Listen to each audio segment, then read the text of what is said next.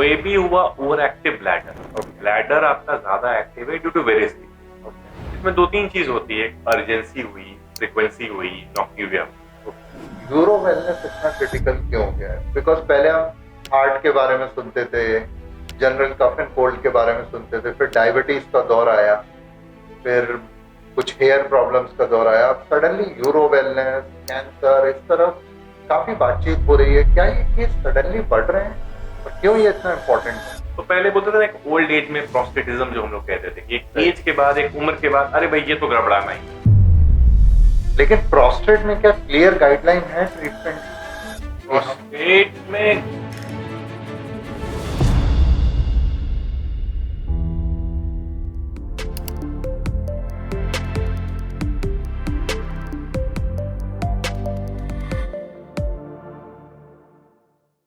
नमस्कार, रात के बज रहे हैं 10 और हम हैं पटना में और एक नए episode of #euro wellness podcast के साथ।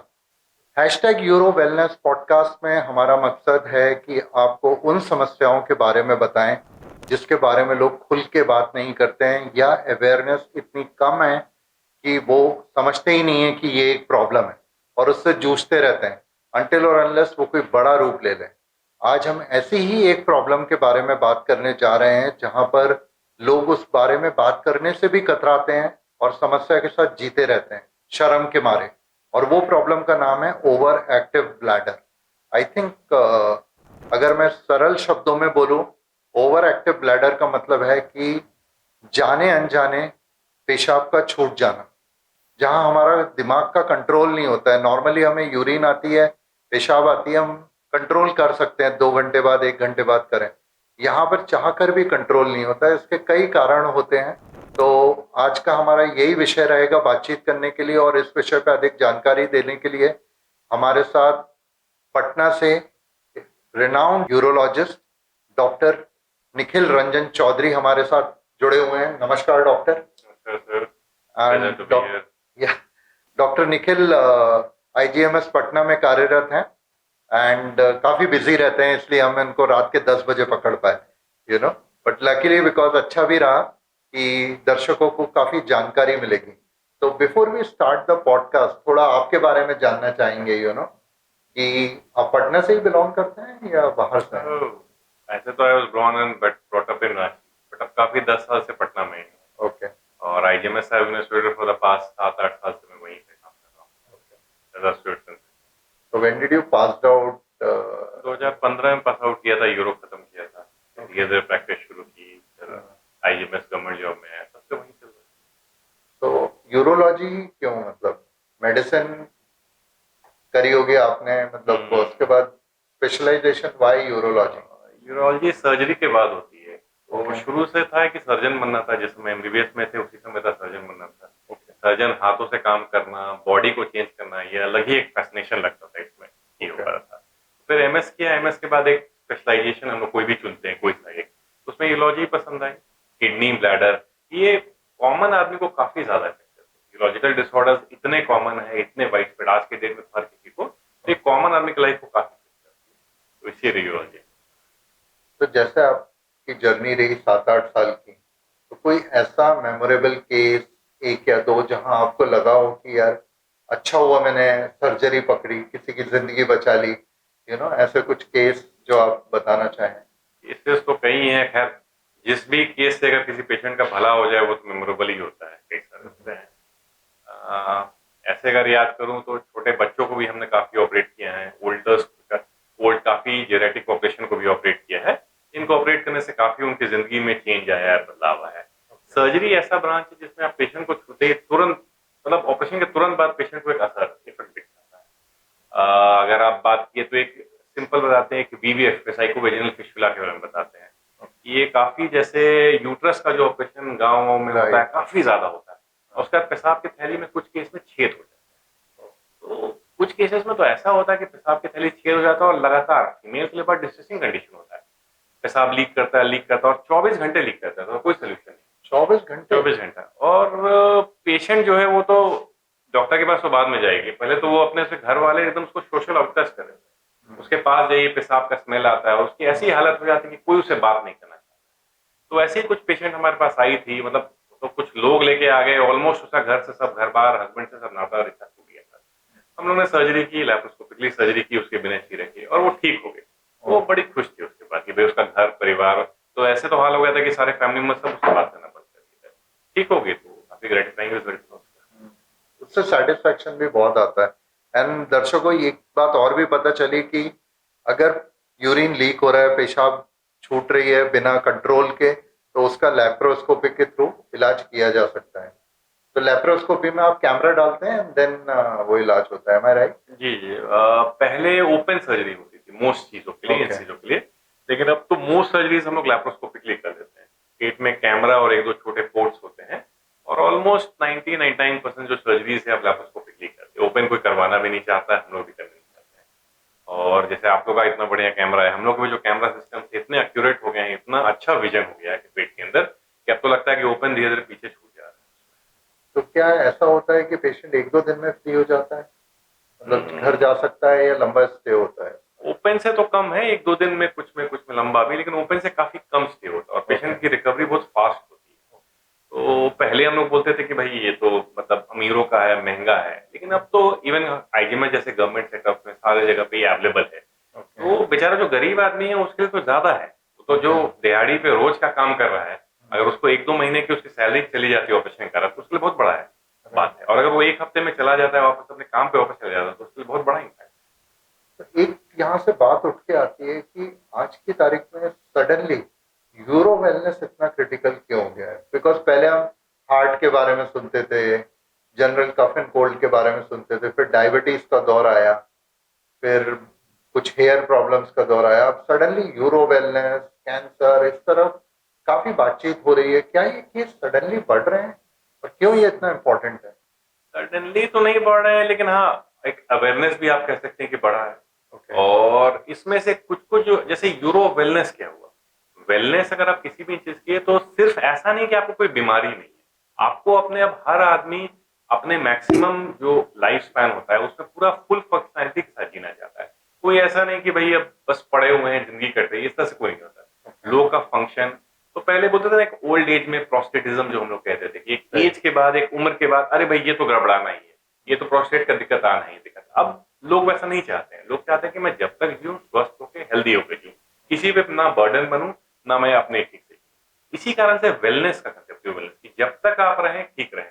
और एक एज के बाद, इवन ठीक है, यूरोलॉजिकल डिसऑर्डर अगर आप पूरा स्पेक्ट्रम देखते हैं, तो किसी भी पॉइंट ऑफ लाइफ पे, बचपन से लेकर ये तक, लेकिन यहाँ 50-60 के बाद चूंकि पुरुषों में प्रोस्टेट बढ़ता है, तो बहुत हद तक जो यूरो के प्रॉब्लम से एक बार में सडनली बहुत बढ़ जाते हैं, और लोग चाहते हैं कि जो कंट्रोल करें, प्रॉपर रहें।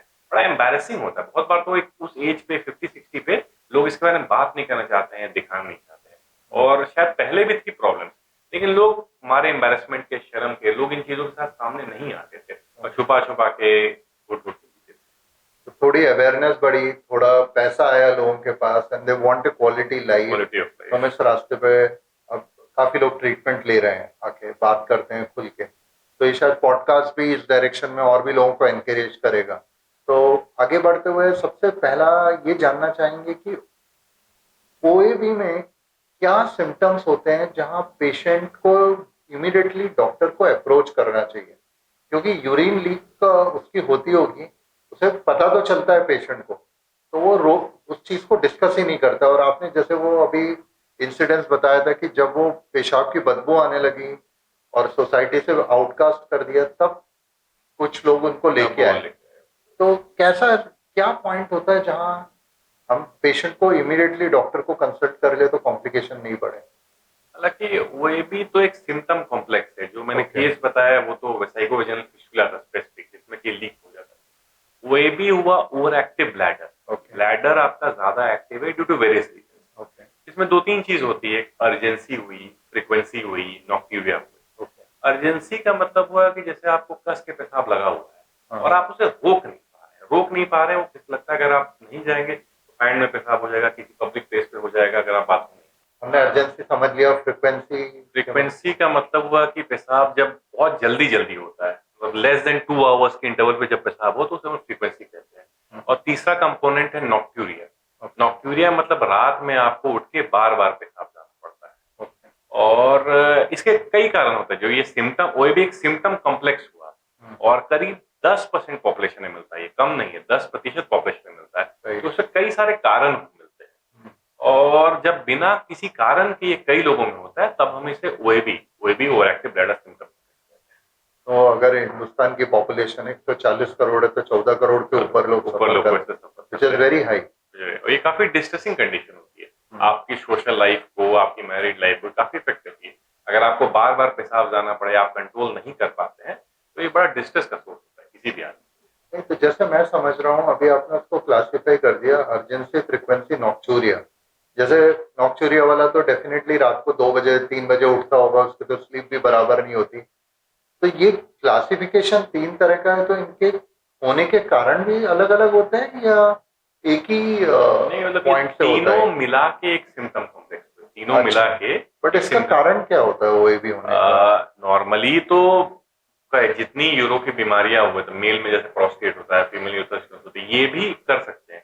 लेकिन जनरली ओएबी हम लोग तब कहते हैं जब कोई इसमें कोई डेफिनेट कारण हमें नहीं मिलता। और सारे हम ओवर एक्टिव ब्लैडर ही ओवर एक्टिव है due to various stimuli, various कारण से, तब हम इसे ओएबी करते हैं। और इसीलिए चूंकि कोई कारण नहीं होता है तो ट्रीटमेंट थोड़ा सा, मतलब पेशेंट कोई डिफरेंट बात खोज नहीं सकता है, तो ट्रीटमेंट थोड़ा सा डिस्ट्रेसिंग और फ्रस्ट्रेटिंग होता है, इसलिए इसका अवेयरनेस बहुत जरूरी है। तो इस जैसे हम बात करते हैं आईबीएस की, इरिटेबल बाउल सिंड्रोम एक चीज होती है, इंडिया में मेल्स में ज्यादा होता है और दुनिया में फीमेल्स में ज्यादा है। ये कुछ उसी तरह से ओएबी भी है, हाँ। हालांकि ओएबी फीमेल्स में ज्यादा होता है। ओके। और क्योंकि फीमेल्स में ज्यादा हो तो काफी डिस्ट्रेसिंग कंडीशन होता है। तो फीमेल क्या ज्यादा टाइम यूरिन कंट्रोल करती हैं, उन्हें हाइजीनिक कंडीशन नहीं मिलती है तो उनके ब्लैडर बड़े हो जाते हैं, क्या वो कारण होता है? ब्लैडर बड़े नहीं, लेकिन हाँ ये बात तो है कि भाई अगर आपको समय से वॉइड करके ब्लैडर एम्प्टी नहीं हो पाता है तो बिल्कुल आपकी जो प्रॉब्लम है, अर्जेंसी की दिक्कत है, वो और बढ़ जाएगी। सिम्टम कॉम्प्लेक्स है ना, आप जितना ज्यादा परेशान होंगे, अगर आपको तुरंत बाथरूम मिल गया, पेशाब कर लेते हैं, तो लोग उतना परेशान नहीं होते। लेकिन जो फीमेल या मेल वो जितना एक्टिव होता है अपने लाइफ में, और ये वो भी ऐसा नहीं कि ओल्डर एज में, even younger females, younger males जो होते हैं 30-35 से स्टार्ट हो जाता है, तो इसीलिए डिस्ट्रेसिंग और ये। तो आपका क्या एडवाइस है ऐसे लोगों को कि क्या करना चाहिए जिससे एटलीस्ट यंग एज में तो बच पाए, आगे जाके तो जो अब देखिए, ये तो क्योंकि इसका कोई डेफिनेट कारण नहीं है, ये आपके ब्लैडर की hypersensitivity to various stimuli, तो आप इससे पूरी बच तो नहीं सकते। यूरो में बहुत सारे डिसऑर्डर्स होते हैं जिससे आप बच सकते हैं, जैसे स्टोन वगैरह होता है, आप पानी अच्छे से पीजिए, डाइट अच्छा पीजिए, मेटाबॉलिक जो डिसऑर्डर्स जैसे स्टोन, तो उनसे आप बच जाइएगा। लेकिन जो प्रोस्टेट तो मेल्स में एजिंग सिम्टम है, वो ये भी हुआ, उसका कोई डेफिनेट कारण नहीं है, रिस्पॉन्स तो उससे बचना उतना पॉसिबल नहीं। हाँ, जो बेसिक हाइजीन होती है यूरो की, समय से पानी पीना, समय से जाके पेशाब करना और प्रॉपर डाइट खाना, शुगर या जंक फूड कम खाना, तो ये जो जनरल मेजर्स है काफी हद तक आपको ओबीसी हो जाते हैं। वेट लॉस, ये हमेशा देखा गया है कि अगर आपका वेट ज्यादा है, आप ओबीस हैं, तो ओबी के सिम्टम्स आपको बहुत ज्यादा बढ़ जाएंगे। तो ओबेसिटी कम करना एक बहुत इंपॉर्टेंट एस्पेक्ट है apart from general health. And I think female में वेजाइनल हाइजीन भी एक बहुत इंपॉर्टेंट चीज है, यू नो। तो क्योंकि वो यूटीआई भी कॉज करती है कई बार। यूटीआई भी ओएबी टाइप के सिम्टम्स देते हैं, और अगर अच्छा। वेजाइनल हाइजीन या फिर प्रॉपर जेनेटल हाइजीन नहीं मेंटेन किया जाए तो बिल्कुल यूटीआई। और फीमेल्स में रिकरेंट यूटीआई भी एक होता है, बार बार यूटीआई, तो इसको रिकरेंट यूटीआई और ओएबी को आपस में डिफरेंशिएट करना पड़ता है। हम लोग ओएबी तभी कहते हैं अगर हम रिकरेंट यूटीआई रूल आउट कर देते हैं। मेल में तो यूटीआई ठीक है होता है, उतना कॉमन नहीं, फीमेल्स में तो रिकरेंट यूटीआई या परसिस्टेंट काफी बड़ा प्रॉब्लम, तो उसमें हमें डिफरेंशिएट करना पड़ता है। वो भी, उसमें भी वही सिम्टम्स होते हैं, अर्जेंसी होगी, फ्रीक्वेंसी होगी, तो यूरिन कल्चर, यूरिन रूटीन करके या फिर अल्ट्रासाउंड करके हमें डिफरेंशिएट करना पड़ता है कि नहीं ये ओएबी है। अगर यूटीआई है तो ठीक है, अगर रिकरेंट यूटीआई है तो उसका एंटीबायोटिक ट्रीटमेंट है, अगर ओएबी है तो उसका एंटीकोलिनर्जिक ट्रीटमेंट है। तो ये डिफरेंशिएशन आगे शुरू में डॉक्टर को करना पड़ता है। तो अब हम इसको 2 पार्ट में बात करते हैं। पहला पार्ट ये कि पेशेंट को जब ये प्रॉब्लम हो, अर्जेंसी, फ्रीक्वेंसी या नॉक्चूरिया की, तो घर पे क्या कर सकता है। दूसरा पार्ट, डॉक्टर के पास आने पे डॉक्टर कौन से टेस्ट बहुत इंपॉर्टेंट होते हैं जो उसको करवा के थोड़ा डायग्नोसिस में हेल्प मिलती है। ऑल्दो ये सिम्टम कॉम्प्लेक्स है, कारण पता नहीं है, बट कुछ तो टेस्ट हम कराते होंगे। ऐसे तो सिम्टम कॉम्प्लेक्स है, लेकिन जैसे कई बार फीमेल्स में चाइल्ड बर्थ के बाद, प्रेगनेंसी के बाद ये दिखता है, तो उस समय हम लोग उनको केगल्स एक्सरसाइज वगैरह सिखाते हैं। केगल एक्सरसाइज जो कि पोस्ट चाइल्ड बर्थ में भी एक्सरसाइज होते हैं, मेल्स फीमेल्स दोनों में केगल्स एक्सरसाइज इसको बेनिफिशियल ईगल एक्सरसाइज बेनिफिशियल है। अगर उससे नहीं ठीक होता है तो फिर आपको डॉक्टर के पास जाना पड़ता है। एक्चुअली ये डॉक्टर वही ना, मैं कारण भी एक्सक्लूड करना जरूरी होता है। वो भी आप तब तक नहीं बोल सकते हैं जब तक कोई डॉक्टर प्रॉपर टेस्टिंग करके और एटलीस्ट अल्ट्रासाउंड या फिर यूरोफ्लोमेट्री या फिर सिस्टोस्कोपी या यूरिन रूटीन कल्चर करवा के वो उसको डेफिनेटली स्टैंप ना कर दे कि ये ओएबी ही है। अगर कोई कॉज मिल गया वेरी गुड, हम लोग कॉज को ट्रीट कर देते हैं। कॉज नहीं मिलता है तो फिर वो ओएबी के डायग्नोसिस की तरफ बढ़ता है और फिर हमें ओएबी के जो जनरल ड्रग्स आते हैं एंटीकोलिनर्जिक्स, उस पर उनका ट्रीटमेंट करना होता है। तो क्या ट्रीटमेंट होता है, कोई सर्जरी वगैरह भी होती है या सिर्फ मेडिसिन से ही ठीक हो जाता है? नॉर्मली ओएबी में हम लोग एंटीकोलिनर्जिक्स ड्रग्स देते हैं। एंटीकोलिनर्जिक्स काफी इफेक्टिव होते हैं, मीरा बेग्रॉन हुए और डेरिफेनासिन, ये ड्रग्स होते हैं तो काफी इफेक्टिव होते हैं। हाँ, ये है कि हर पेशेंट को हर ड्रग सूट नहीं करता है, हर पेशेंट को हर ड्रग से प्रॉपर पूरा रिस्पॉन्स नहीं होता है। एक सबसेट ऑफ पेशेंट्स तो है जिनको कि कोई ड्रग से कोई रिस्पॉन्स नहीं होता है, ये प्रोग्रेस करते जाते हैं, तब हमें यूरोडायनेमिक टेस्ट और ये करके देखना पड़ता है। कुल मिला के वो भी बड़ा ही मतलब slow and persistent and step wise है, तो ये पेशेंट के लिए बड़ा फ्रस्ट्रेटिंग जर्नी रहती है कि डॉक्टर साहब आप तो बोल रहे हैं कि कुछ निकला ही नहीं, आप तो बोल रहे हैं कि रिपोर्ट में कुछ आया नहीं, तब मेरे को इतनी परेशानी क्यों हो रही है? आप बोल रहे हैं कि यूरिन रूटीन ठीक है, आप बोल रहे हैं मेरा फ्लो ठीक है, आप बोल रहे हैं, तब मेरे को इतनी परेशानी, तो समझाना पड़ता है कि भाई जैसे आपने आईबीएस की बात की, ये फंक्शनल सिम्टम कॉम्प्लेक्स है और आपको इसको ऐसे ही ट्रीट करना है। या तो पहले कुछ लाइफस्टाइल चीजों चेंजेस से ट्रीट करना है, नहीं अगर हो तो फिर ड्रग से ट्रीट करना है, उससे नहीं हो तो फिर यूरोडायनेमिक्स करके देखना पड़ता है कोई चीज मिस होती है। यही इसका सिस्टमैटिक ट्रीटमेंट। तो अगर हम इसको एक लेमन पर्सपेक्टिव से, आपने बोला लाइफस्टाइल चेंजेस, तो अगर 2-3 लाइफस्टाइल चेंजेस, 2-4 कुछ डाइट के बारे में बताएं जो रियली हमारे दर्शकों के लिए हेल्पफुल रहे इन चीजों को मैनेज करने के लिए। इनिशियल तो थेरेपी, इवन वो हेल्पफुल है, initial therapy he lifestyle changes, because it is a long drawn symptom, तो इनिशियल थेरेपी ही लाइफस्टाइल परफेक्ट है। इवन अगर आप डॉक्टर के पास जाएंगे तो शुरू में वो आपको बोलेगा 2-3 चीज जो कि प्रूवन हुए में। एक, हमें अपने कैफीन, चाय कॉफी में जो कैफीन होती है उसका अमाउंट कम करना चाहिए। अगर आप मोटे हैं, मोटापा है, तो वेट लॉस कर लेना चाहिए। और थोड़ा बहुत फ्लूइड रिस्ट्रिक्शन, कुछ लोगों को आदत होती है कि है भी कि सुबह उठ के एक ही बार में बहुत पानी पी लिए। देखिए, हाइड्रेट रहना, पानी अच्छे से पीना is a good thing, but एक बार में एक्सेसिव पानी पी लेना ये रात में सोने के पहले, ये बहुत अच्छी बात नहीं होती। तो थोड़ा बहुत नाइट टाइम फ्लूइड रिस्ट्रिक्शन भी हेल्प करता है। इसके बाद जैसे मैंने केगल एक्सरसाइज बताया, तो यही फर्स्ट टाइम ट्रीटमेंट है इसका। डॉक्टर भी पहले जाएगा, अगर डायग्नोसिस होगा तो ये बोलेगा पहले आप ये सब कुछ करके देखिए, इससे नहीं होता तब हम आपको डॉक्टर के डालें। तो जैसे आपने बहुत अच्छी बात बोली, कुछ चीजें बताई कि कैफीन कम करें, मोटापा कम करें और पानी को रिस्ट्रिक्टेड मात्रा में पिएं, स्पेशली सोते वक्त। जंक फूड भी नहीं खाएं, उससे भी समस्या बढ़ती है।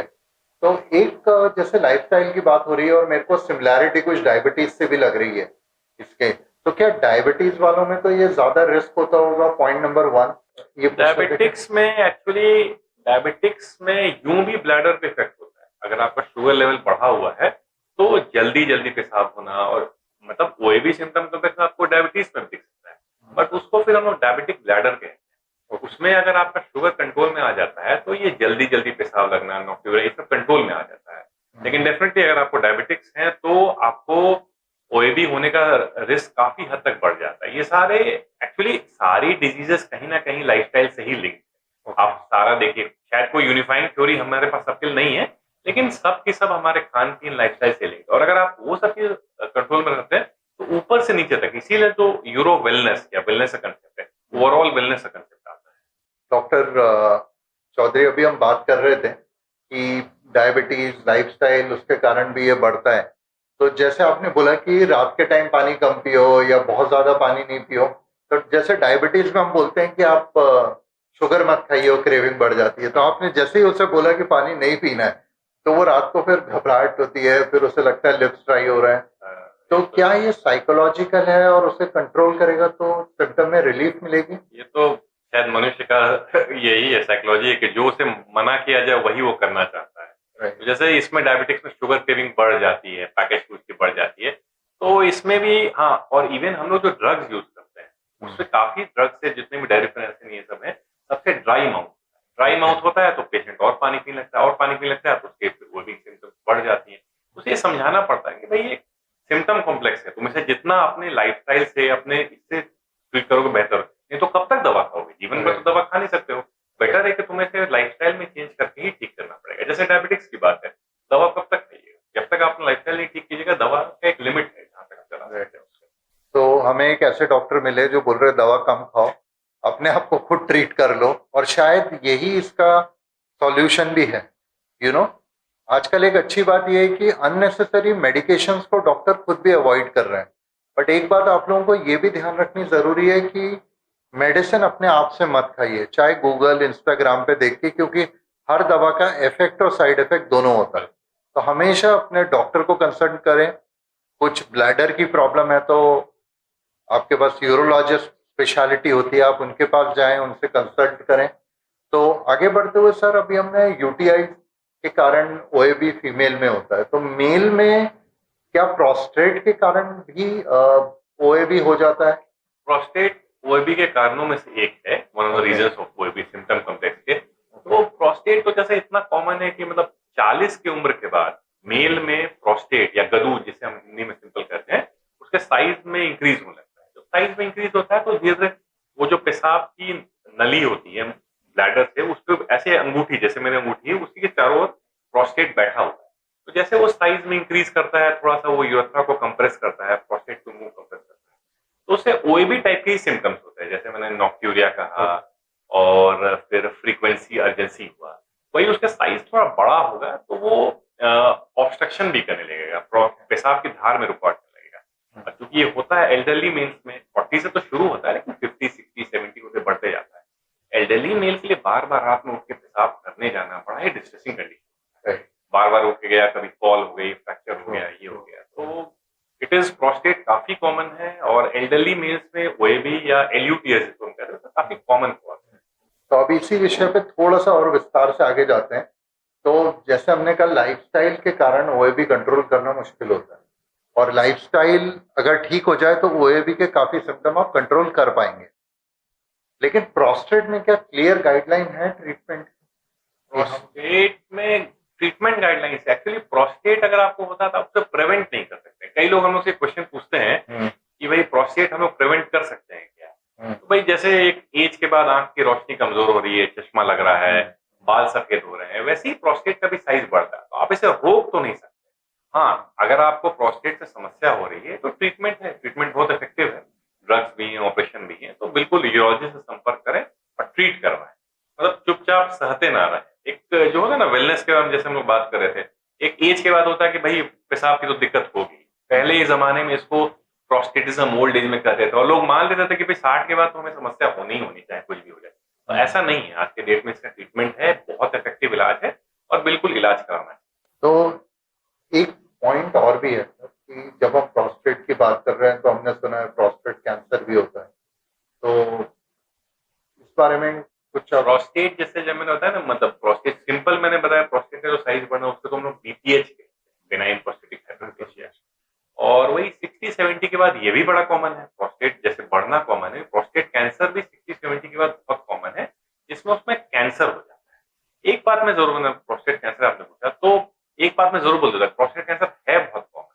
और इसे घबराने की बात, ये एल्डरली में जब पेशेंट हो, जब इन्हें जस्ट ये पता चलता है कि हमें प्रोस्टेट कैंसर हो गया तो आधी जान तो ऐसे ही निकल जाती है। तो ऐसा नहीं है, प्रोस्टेट कैंसर बहुत ट्रीटेबल कैंसर है, बहुत ही बेनाइन, मतलब इंडोलेंट कैंसर है, और उसका ट्रीटमेंट का रिस्पॉन्स बहुत अच्छा है।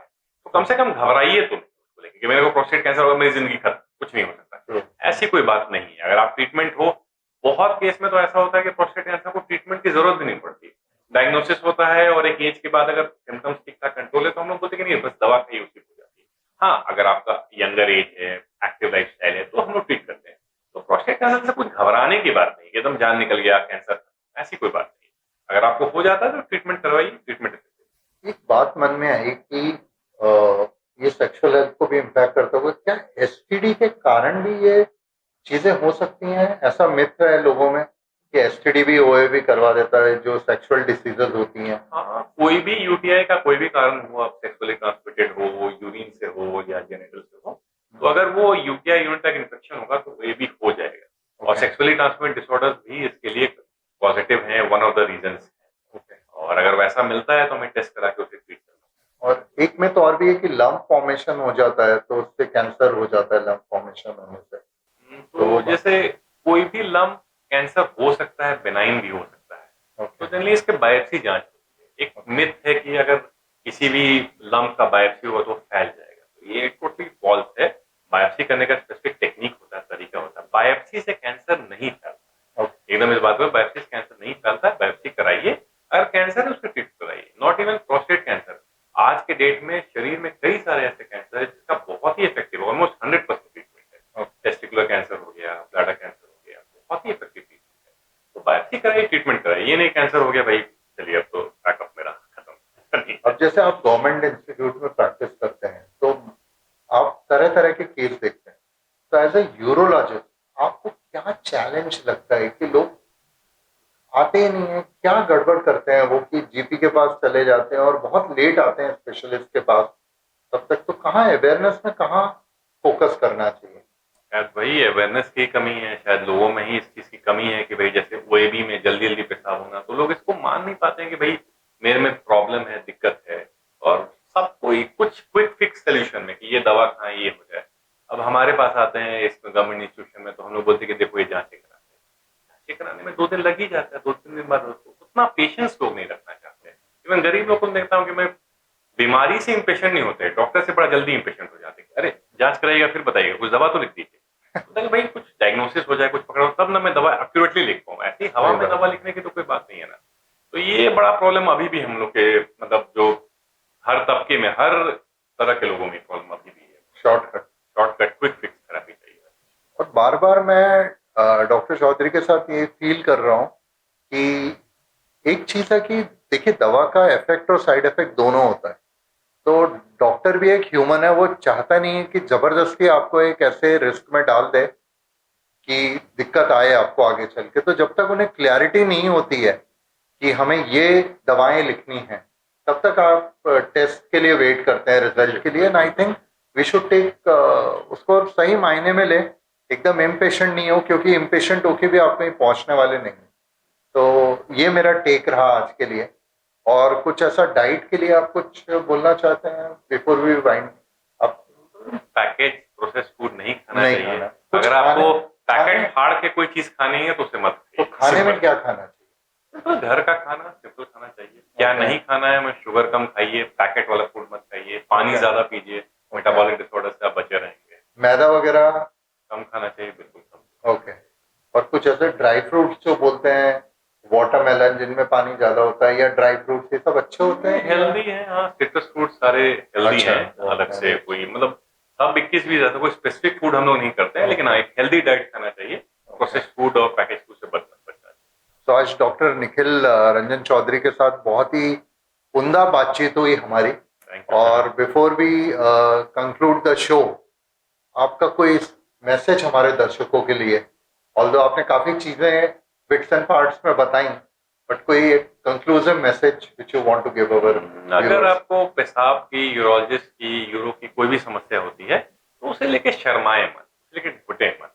कोई छोटी बात को भी अगर आप छोड़ देते हैं तो वो काफी हद, मतलब वो बहुत बड़ी चीज होती है। छोटी, और अगर छोटे लेवल पे आप उसको ट्रीटमेंट में चले जाते हैं, बहुत सिंपल तरीके से वो ट्रीट हो जाते हैं। आज के डेट में 99% लॉजिकल डिसऑर्डर्स का बहुत ही एक्यूरेट और बहुत ही क्लियर थेरेपी है। उसे अपनाएं और उसे दूर ना भागें, डॉक्टर से मिलें। I think the message is clear and thank you doctor Nikhil, आपने अपने इतने बिजी शेड्यूल में से कुछ मिनट्स निकाले। और आई थिंक इससे क्या है, लाखों लोगों तक, ऐसे तो आप बहुत पेशेंट ट्रीट करते हैं हजारों में, लेकिन इस माध्यम के थ्रू आप लाखों लोगों तक पहुंच सकते हैं और वो डायरेक्ट कर सकते हैं। पेशेंट भी समझ सकते हैं कि हमें यूरोलॉजिस्ट के पास जाना है, या घर के पास जो जीपी हैं अगर वो देख रहे हैं तो उन्हें भी पता है कि एक पॉइंट के बाद इट इज़ बेटर कि हम उन्हें यूरोलॉजिस्ट के पास भेजें जिनकी स्पेशलाइजेशन ही उसमें है, उनने पढ़ाई करी है। एंड दर्शकों, आपका भी बहुत बहुत धन्यवाद कि आप इस प्रोग्राम के साथ जुड़े। और मुझे पूरा विश्वास है कि हैशटैग यूरो वेलनेस पॉडकास्ट से आप यूरोलॉजिकल प्रॉब्लम्स को डील करने में काफ़ी जानकारी आपको मिलेगी। और जैसे डॉक्टर ने बार बार बोला कि यूरो वेलनेस ये 2025 और उससे आने वाले समय में बहुत इम्पोर्टेंट चीज़ है, क्योंकि आज अगर देखा जाए तो एजुकेशन का लेवल भी बहुत हाई है, लोगों के पास थोड़ा सरप्लस मनी भी है, और आज चिकित्सीय सुविधाएं भी बहुत अच्छी उपलब्ध हैं। जैसे डॉक्टर ने खुद बोला कि पहले हम ऑपरेशन करते थे, सर्जरी करते थे, अब हम उसको लेप्रोस्कोपी के थ्रू ट्रीट कर लेते हैं। तो और अधिक जानकारी के लिए जुड़े रहें हमारे साथ हैशटैग यूरो वेलनेस पॉडकास्ट पर। हम YouTube, Instagram, Spotify and Apple podcast पर अवेलेबल हैं। आज के लिए बस इतना ही। जल्द मिलते हैं एक नए स्पेशलिस्ट के साथ और एक नए टॉपिक पे। तब तक के लिए धन्यवाद।